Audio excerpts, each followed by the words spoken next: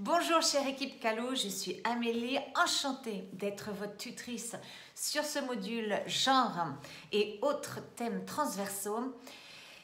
Parce que ces thèmes dits transversaux, ce sont en fait les thèmes qui sont vraiment au cœur de notre travail et qui doivent l'être et le rester parce que quel compte pouvons-nous rendre à nos communautés, à nos bailleurs de fonds et à nos propres organisations, à nos propres âmes et consciences, si nous ne prenons en compte qu'une partie de la communauté lors de nos programmes, lors de nos évaluations de besoins, si nous ne prenons pas en compte les différentes dynamiques de contexte entre les personnes, entre les groupes qui font la communauté. Comment peut-on avoir un projet humanitaire ou un projet de développement qui est l'impact que nous recherchons si nous n'avons pas regardé, étudié, compris les besoins différenciés des hommes et des femmes? Pour commencer, là je vais focaliser cette petite vidéo sur le sujet genre que nous venons juste de clôturer. Nous avons déjà commencé là avec l'environnement. J'attends avec impatience de me lancer avec vous sur cette discussion dans le forum. Et en ce qui concerne le genre, je voulais juste rajouter 2-3 petites choses que j'ai lues déjà dans vos interactions et que j'ai beaucoup appréciées et je pense qu'ils sont fondamentales. Tout ce qui est la perspective de genre, les dynamiques de genre, effectivement, ça doit sortir du niveau conceptuel et devenir pratique, concret et réaliser un impact dans la vie des hommes, des femmes, des enfants qui composent les communautés dans lesquelles nous intervenons. Alors comment ? Ou pourquoi cet intérêt? Comme si on ne le faisait pas déjà. Oui, on ne le fait pas. Et sachez qu'il n'y a pas assez ou pas assez en conscience. Souvent, vous voyez des propositions de projets ou vous voyez des grands documents et c'est tout très conceptuel, très générique. Et souvent, beaucoup d'entre vous dans le forum demandent mais comment concrètement j'intègre le genre? Et nous avons eu des exemples. Merci de partager ces expériences terrain.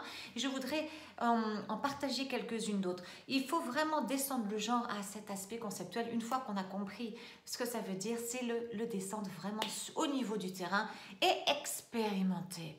Expérimenter en interviewant, en engageant les communautés sur ces sujets-là et en arrêtant de penser que c'est quelque chose de tellement complexe. Non, bien sûr, il y a des choses auxquelles nous n'aurons pas les réponses, mais il y a des choses très simples, très pratiques, très concrètes, très immédiates qui peuvent se faire.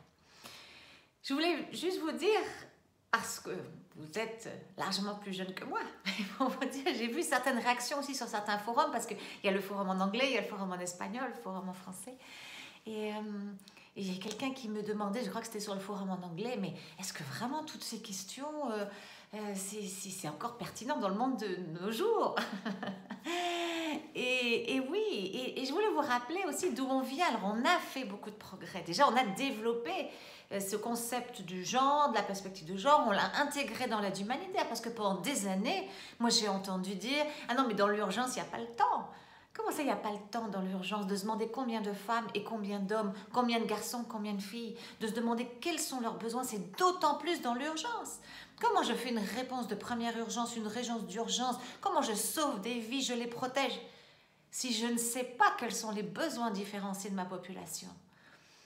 Bien sûr qu'on a le temps pour tout ça. Voilà, mais ça a été un paquet d'habitudes à transformer.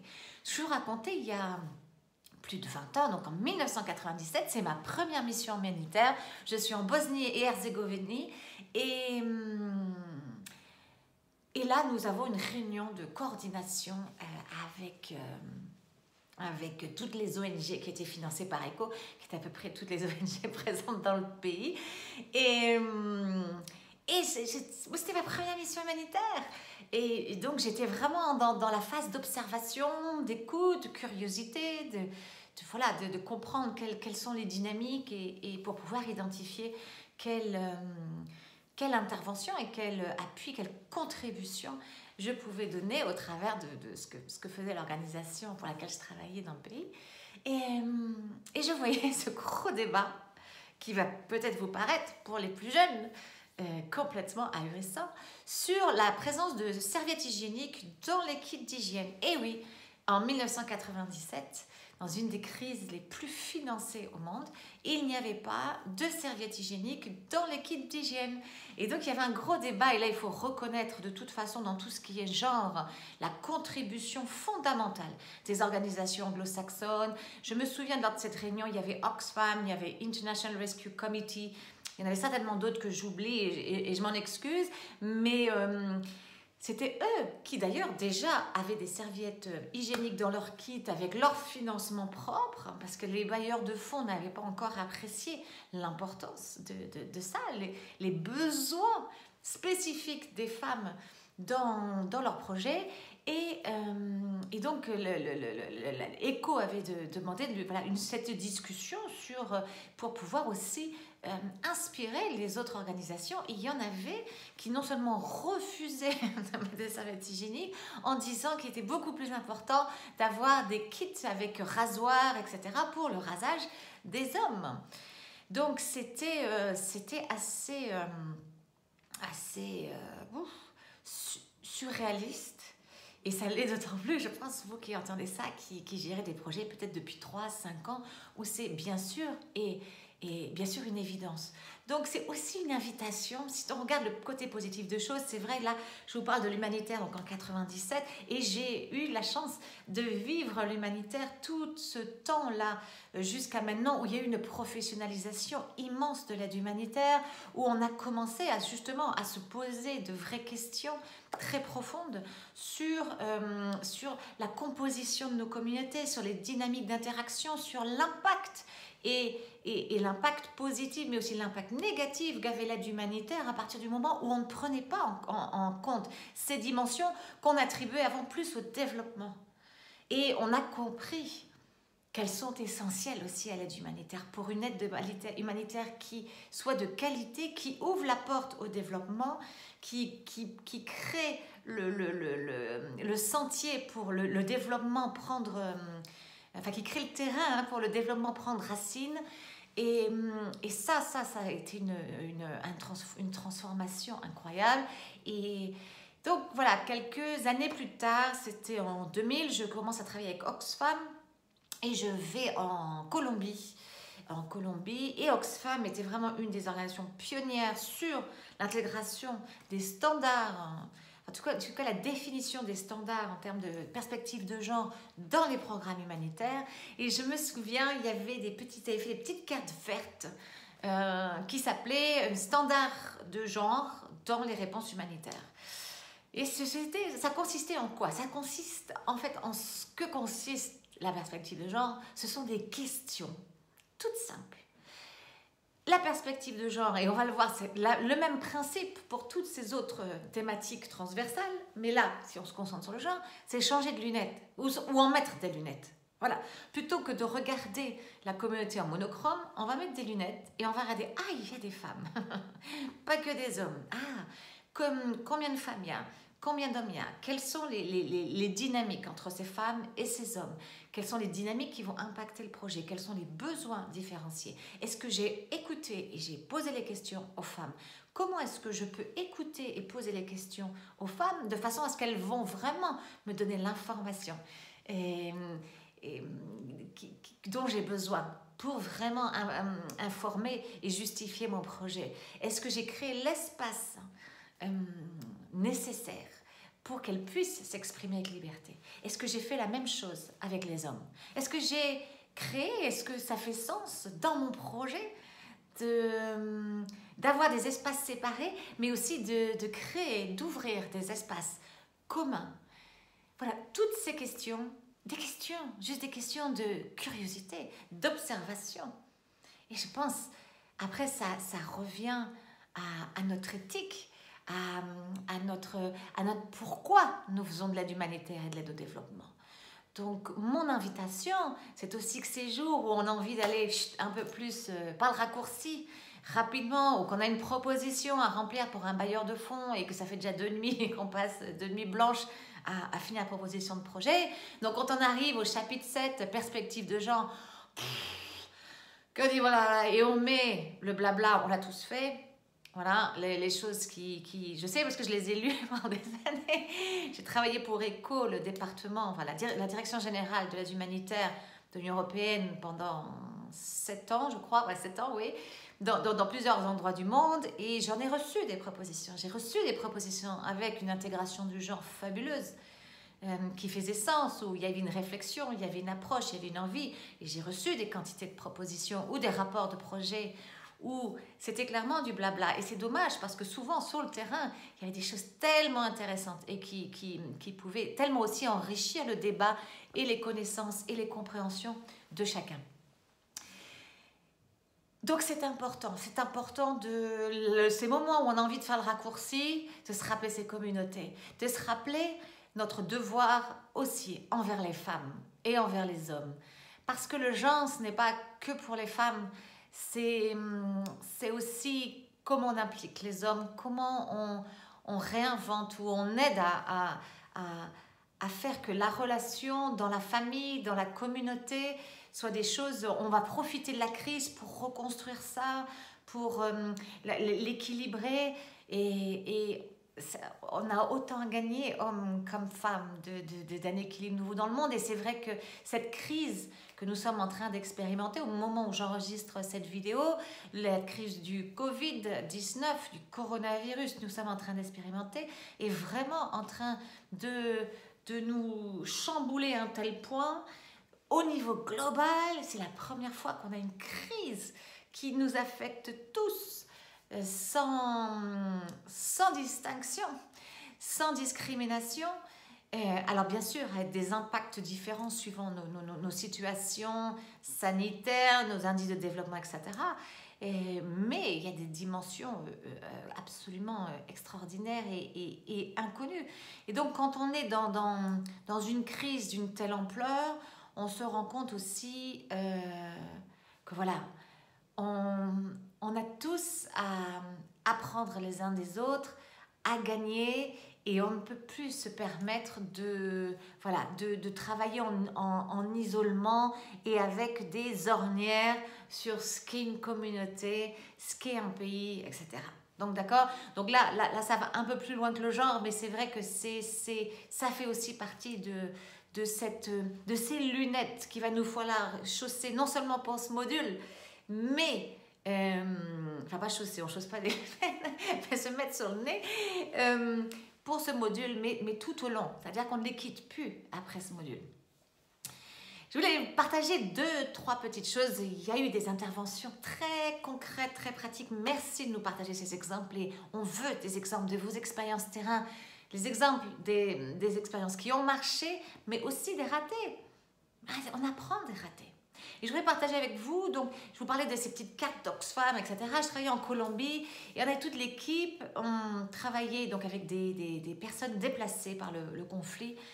Et là, on s'est dit, ok, on va prendre ces standards et on va les mettre en place. Et on va se poser ces questions, on va comprendre ces dynamiques et on va vraiment explorer comment intégrer la perspective de genre nous permet d'avoir un impact majeur avec notre projet.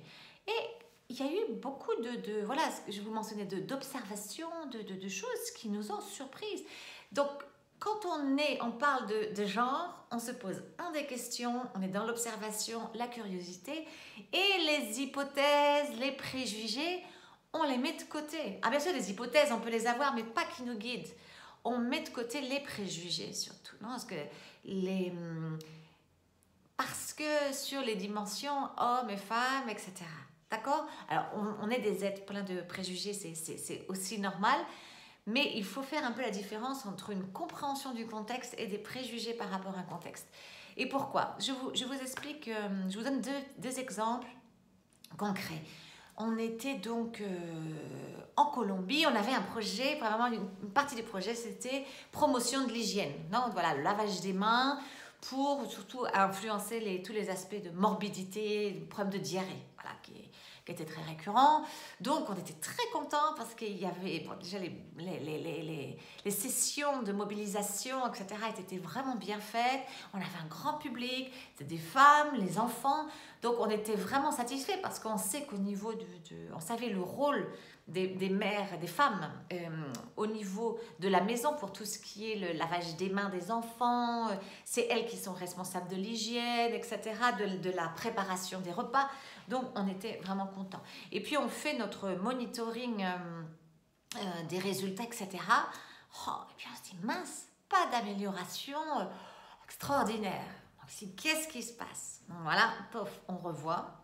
Et en fait, on pose des questions. Et on se rend compte qu'en fait, effectivement, il n'y avait pas eu d'augmentation d'achat du savon. Et on se dit, comment ça? Puisque ces personnes viennent à la formation, sont conscientisées sur l'importance du savon et du lavage des mains, et il n'y a pas de plus de lavage des mains, ni plus de savon dans les maisons. Et on s'est rendu compte, ici, la différence, c'était que dans ce contexte-là, c'était l'homme qui prenait les décisions sur l'utilisation des ressources financières de la famille. Et ces hommes n'étaient pas aux formations, donc n'étaient pas sensibilisés à cette thématique. Pouf, ben voilà, révision de la stratégie. Donc il faut continuer, bien sûr, on ne peut pas exclure, il faut continuer à impliquer les femmes, les enfants et les hommes. Maintenant, ils ont des horaires différents, des agendas différents. Et puis, il y a des cultures où ils n'aiment pas forcément se retrouver ensemble pour des formations. Parce que, bon, voilà, etc., pour certaines raisons, que ce soit les femmes qui n'ont pas trop envie qui ne se sentent plus aussi à l'aise de partager, de dire leur opinion devant tous ces hommes. Et puis, les hommes qui retrouvent que, bon, c'est des trucs de femmes, qu'est-ce qu'on va penser de lui dans le quartier? Donc, voilà, on a fait des sessions qui étaient ouvertes d'eux, et puis, mais avec des horaires différents, ou suivant les horaires de travail de chacun, de responsabilité, et bien, ils pouvaient assister. Et il y avait un choix. Donc, du coup, on a engagé hommes et femmes. On a aussi engagé au travers de nos sessions, ces sessions-là, mais aussi les autres composantes du projet, on a commencé à travailler sur le partage de la prise de décision au sein du foyer. Et on a eu des résultats fabuleux. On avait une composante de génération de revenus au travers de kits productifs pour que les hommes ou les femmes puissent reprendre leur activité génératrice de revenus. Et dans le projet, c'était soit des femmes qui avaient, par exemple, dans les femmes, je me souviens à cette époque-là, là je parle d'il y a 20 ans, c'était plutôt des machines à couture, etc. Il y a beaucoup de couturières dans cette zone-là, ou de femmes qui étaient assez bonnes, assez habiles avec leurs mains, donc qui reprenaient ça. Et d'autres, c'était des hommes, donc c'était des kits ou de pêcheurs, ou de charpentiers, menuisiers, etc. Et par contre, là, on travaillait vraiment, on utilisait aussi cette activité génératrice de revenus pour recréer le lien, la chaleur de la famille qui se retrouvait aussi bouleversée avec tous ces déplacements. Des fois, ça avait été plus d'un déplacement, le traumatisme de la guerre, du déplacement, de ce qu'ils ont dû vivre et laisser sur le chemin. Donc, c'était aussi une belle façon de travailler sur comment femmes et hommes peuvent prendre les décisions ensemble, et que l'homme qui, par exemple, avait le kit productif puisse voir l'importance de se sentir appuyé par sa femme, qui ne porte pas tout seul la pression de générer le revenu, de prendre les décisions, de savoir, mais qu'il ait aussi sa femme qui soit là en appui. Et sentir cette femme qu'elle avait le droit de se créer aussi un espace, et de prendre une parole et de prendre un espace, et que ça crée une dimension tellement riche pour le couple et pour la famille. Et quand c'était la femme qui avait le kit productif, que l'homme s'implique dans les familles et dans la famille aussi, et dans l'activité de sa femme d'une façon constructive. Et à la fin de ce projet, on a rassemblé pour faire l'évaluation du projet toutes ces familles, tous ces bénéficiaires. Et c'était la famille, les enfants, le bénéficiaire direct du kit et son compagnon ou sa compagne.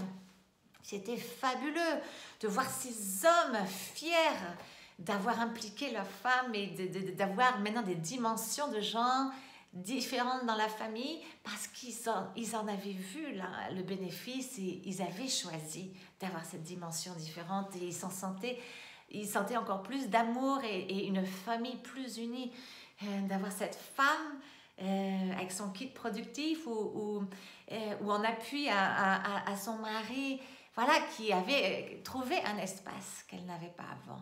Donc on peut faire tous ces changements, même juste sur quelques mois, à partir du moment où on engage les communautés, mais on respecte et on comprend comment tout fonctionnait.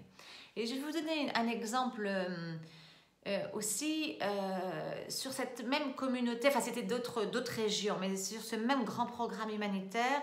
Je me souviens dans une zone plus conservatrice au niveau des relations hommes-femmes, les hommes partaient travailler et les femmes étaient celles qui restaient à la maison. Et donc nous on avait nos moniteurs hommes et femmes qui allaient visiter les bénéficiaires. Ça c'était des tanks d'eau. Et puis, bon, il y avait des projets de latrines, etc. Et donc, ils allaient rencontrer. Donc, du coup, ce qui mettait aussi... Et puis, au début, on disait, voilà, ça, c'est le empowerment. C'était on n'a pas ce mot en français, hein, non, mais voilà, ça donne un rôle, une responsabilité à la femme. Donc, on mettait la femme chef de famille, ok? Et donc, les moniteurs allaient voir les femmes, leur demander comment ça se passait, etc. Et après, on a eu des hommes qui sont venus et disaient, mais comment ça se fait que j'ai un homme qui vient chez moi, dans ma maison, enfin à la porte de ma maison, parler avec ma femme, alors que je suis pas là. Ça se faisait pas. Hein, et ensuite, pourquoi c'est elle chef de famille? Moi, je suis où? Je suis qui? J'existe pas.